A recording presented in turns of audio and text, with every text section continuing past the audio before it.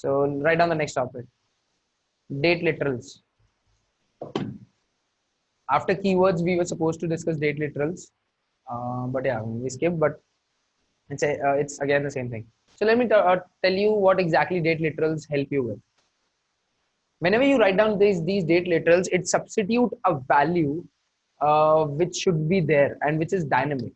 So let's talk about yesterday. Is yesterday static or dynamic? Why?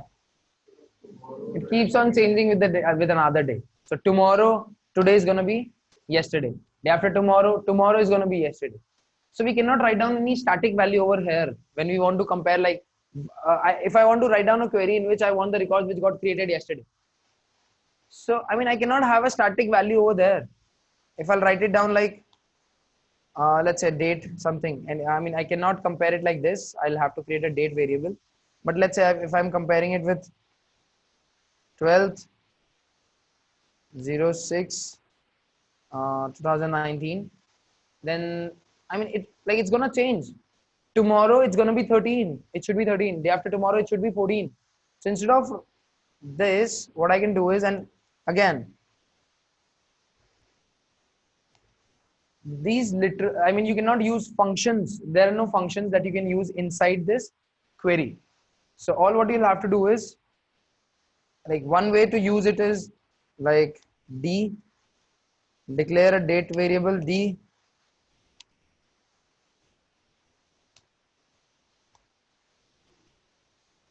or just write down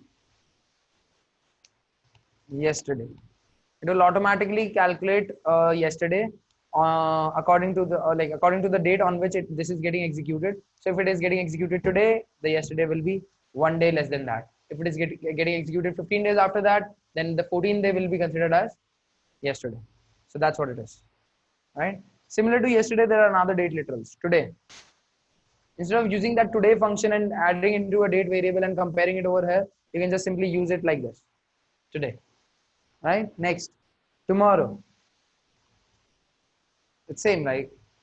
I mean, it's my habit to write down it in a case, and yesterday is completely in lowercase. So I mean, it's not case. But yeah, I mean, normally what we do is, whenever there is a constant that we use, we write it down in complete uppercase. Okay, next, last week, last month. So there is a range now.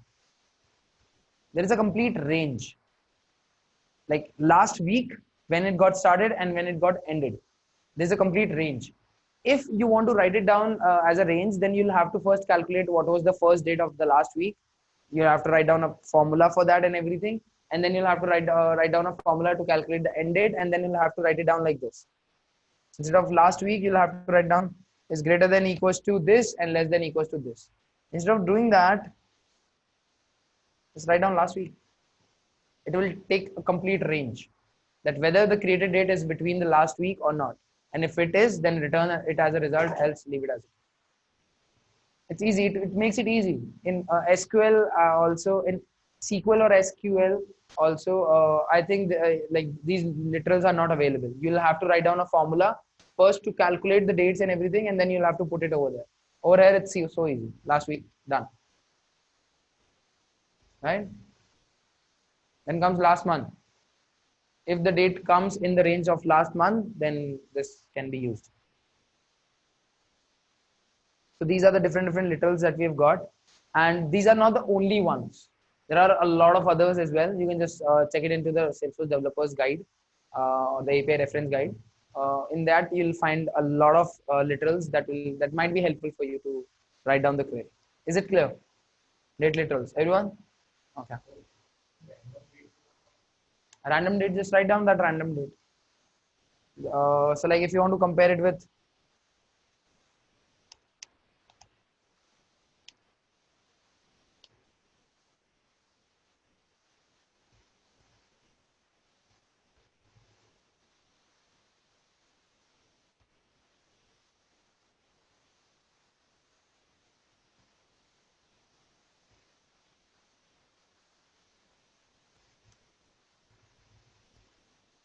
it's a random date, and if you want to compare it with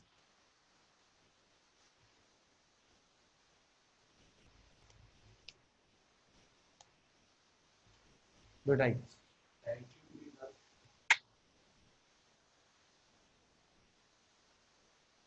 कभी नहीं.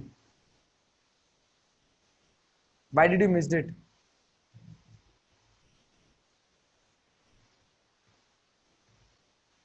Don't miss the class. Not going to repeat it. You got the answer?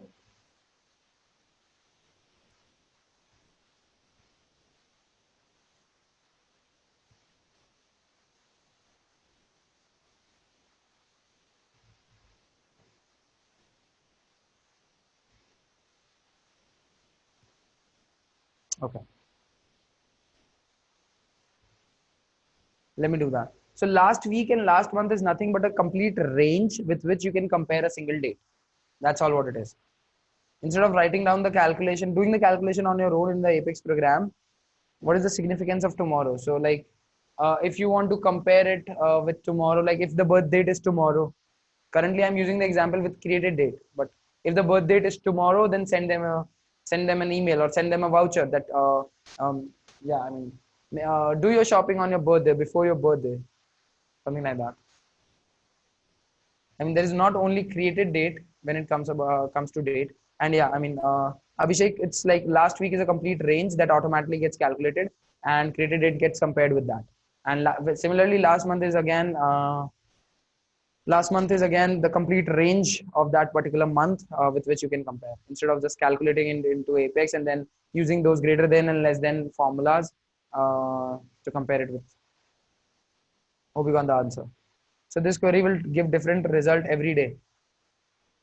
Not every day. I mean, this last week will give the result, give the same result for a week, and then the next week it will give the another result. And then yeah, is it clear? It's easy, right?